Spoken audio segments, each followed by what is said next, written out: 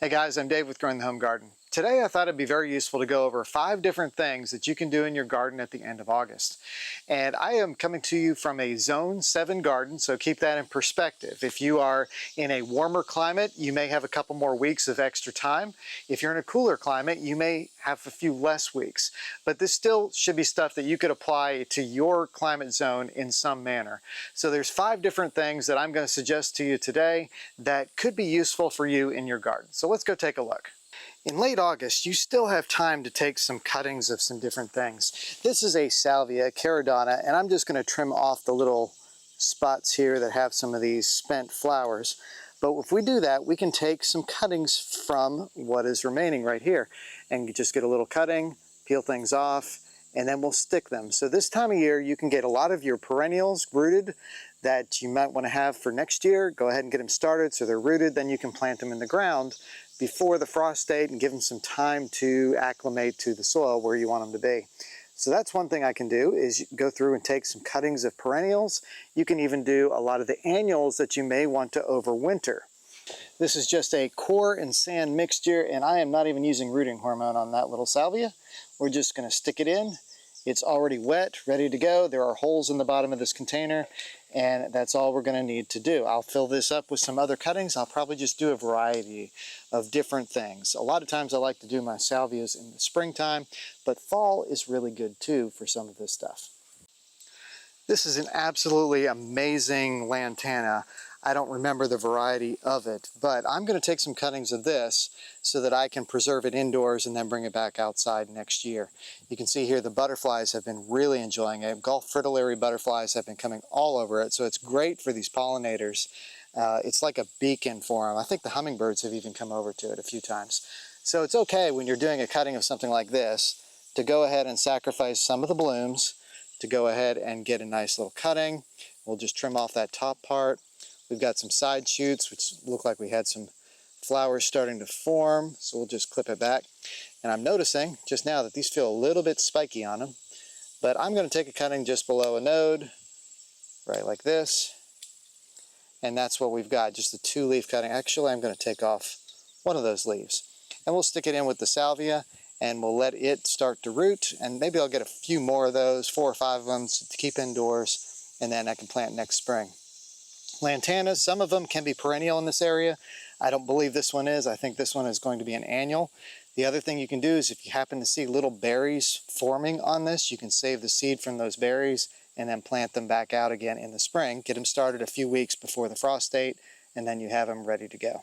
It's also a great time to go on and take some precautionary cuttings of your rosemary. That's one thing I love to do, is to have some backup copies of my rosemary. And it's really easy to do. You just do that right here, keep about half of it like this, and then stick it. I'll put it in with that salvia as well. You can go back and check out the video I did on rosemary about taking cuttings. They are fairly easy to root. Sometimes people have a little bit of trouble with it. I recommend a very good, well-drained mixture that retains moisture and still allows that moisture to drain. Something like a sand and peat mix or sand and core mix works really well. You can use straight sand for it as well. Coleus is another favorite to take cuttings of in the fall. It is just a really gorgeous annual plant in this area. It will get killed off by the frost. Sometimes you can collect seed from it, but most of the time it doesn't get the seed to form before it actually freezes around here. So on this one, I would go ahead and take some cuttings. You can do this in water if you want. Coleus is one of those that just roots really well in almost any type of medium that you can come up with. Seed collecting is another really important thing that you can do in the fall. This here is a rudbeckia that you can tell is already going to seed because of these little brown heads here where the flowers used to be. It's just very easy to just go along through the fall and just continue to collect your seeds. Just prune them off into your bucket. Hopefully they come off a little easier than my little pruning shears are laying them, and maybe more accurately too, into the bucket there. But you just keep collecting them, and as you go, they will dry out inside your little bucket or carrying thing, and then you can collect the seed from that later. So start thinking about your seed collection. You can collect lots of different seeds. Nice thing about it is if you collect from the plants that have done the best in your garden, you're going to end up with creating your own line of plants that continue to do really well in your climate area. So things like your basil, maybe you find a basil that seems more mildew resistant than other basils, then you harvest from that seed, and then you're improving those genetics as you go. So just something to think about when you're harvesting your seeds is choose your best plants and pick from them for your seed collection. So that you can collect seed, you probably want to go ahead and let things start to go to flower if you haven't already. You can see here on this basil that a lot of it is actually starting to go to seed, and there are some seeds that are even falling out of the plant. So I can take these and collect them, store them over winter, and then plant them out next year and have some really beautiful basil from it. So I've got lots of little bees that are busy at work right now pollinating, so we should have lots of seed that we could potentially collect from this one basil plant. Late August is also an excellent time to go ahead and divide some of these plants like irises and daylilies. You can see here I've got a pretty good sized clump of irises. I've got some trimming I need to do off of them and get some of this brown stuff off.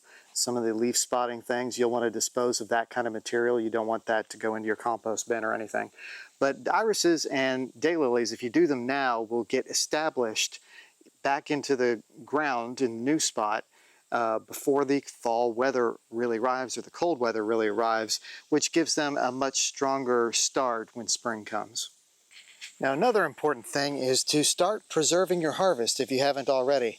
One thing I love to do is to take some of these peppers. These are a paprika pepper. It's a little bit on the spicy side. And I will collect them and dry them in a dehydrator, and then I'll grind them all up and turn them into a hot pepper powder. Perfect for using on those really cold winter days when you're wanting to make a hot pot of chili or something like that. So I'm just collecting all these ripe peppers that I've got, and we'll stick them in a dehydrator and let them go for a little bit. One important tip, if you're using a dehydrator and you're doing hot peppers specifically, put it outdoors on a covered porch or something, because if you let that go inside, you may fumigate your household and your family may not love you anymore.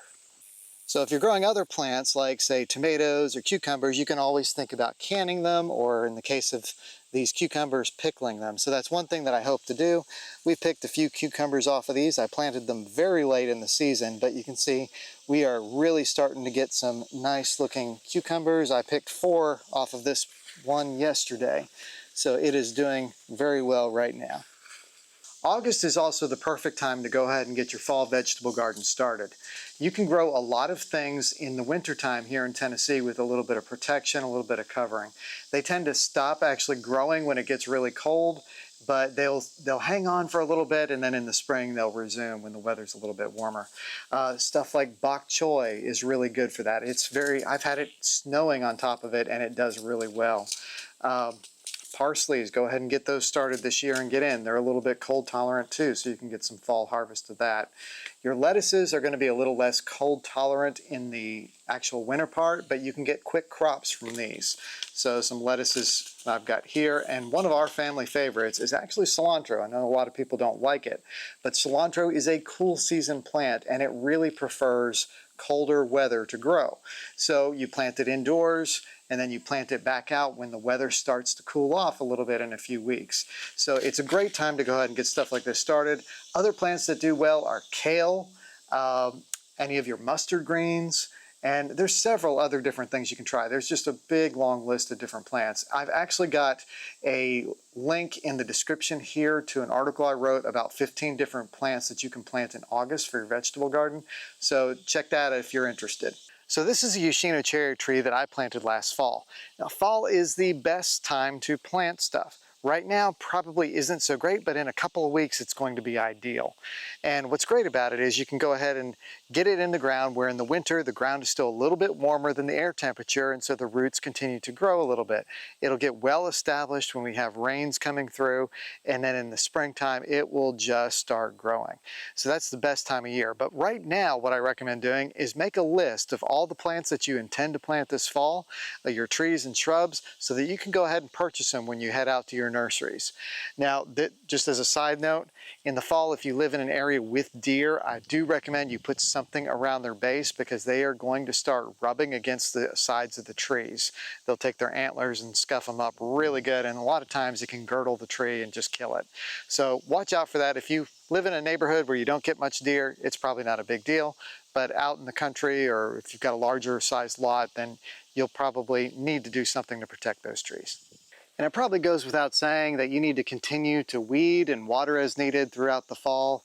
We will get dry spells even when the weather is cooler and feels nicer. Sometimes your plants will dry out, so you want to make sure you keep up with that.